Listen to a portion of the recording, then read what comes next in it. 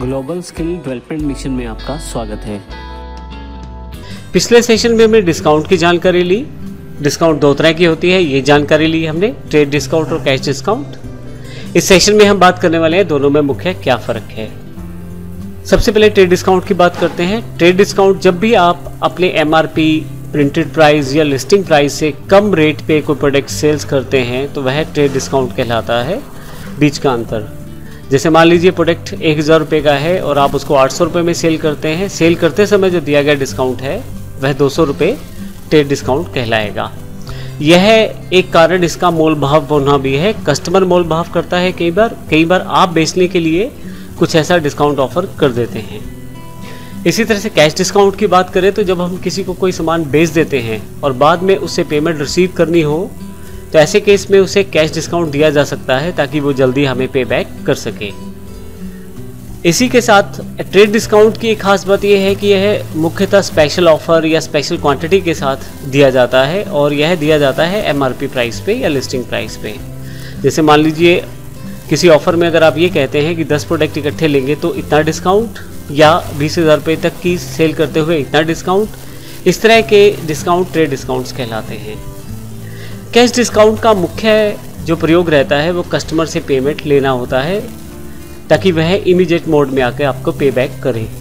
ऐसे केस में उसको भी बेनिफिट रहता है और आपको भी बेनिफिट रहता है। आपकी पेमेंट आपके पास वापस आ जाती है और जो आपका कस्टमर रहता है उसे कम पैसे देने पड़ते हैं कुछ, तो इस कारण उसे डिस्काउंट में बेनिफिट मिल जाता है। ट्रेड डिस्काउंट को हम बुक्स में रिकॉर्ड नहीं करते। जैसे कि उदाहरण के लिए 10,000 का माल है और हमने मोल भाव के बाद 8,000 रुपये का दिया है तो परचेज या सेल्स की जो अमाउंट आएगी वो 8,000 रुपये ही आएगी। उसमें 2,000 रुपये की कहीं भी कोई एंट्री नहीं होगी।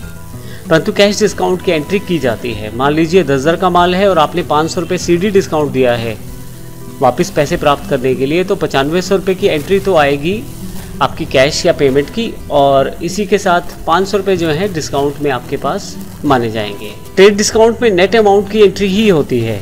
जैसे अभी एग्जांपल में मैंने बताया कि 10,000 का माल अगर 8,000 में बेचा है तो परचेज या सेल्स प्राइस 8,000 रुपये है।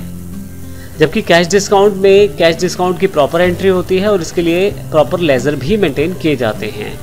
आप कस्टमर्स को डिस्काउंट दिखाने के लिए ट्रेड डिस्काउंट को आप बिल में शो कर सकते हैं, हालांकि उसकी एंट्री रिकॉर्ड में नहीं रहेगी।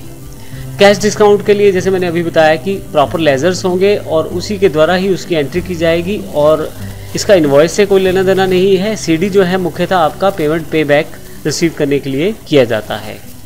इन सभी इंपॉर्टेंट पॉइंट्स को हम नेक्स्ट सेशंस में प्रैक्टिकल एग्जांपल के साथ भी करके देखने वाले हैं। तो इस पूरे सेशन में हमने डिस्काउंट्स में जो डिफरेंस है उसकी जानकारी ली है। अब जब हम एंट्रीज करेंगे तो हमारे सामने काफ़ी सारी चीज़ें क्लियर रहेंगी। सबसे पहले नेक्स्ट सेशन में हम ट्रेड डिस्काउंट की एंट्री करने वाले हैं, उसके पश्चात कैश डिस्काउंट की एंट्रीज भी हम करके देखेंगे। धन्यवाद।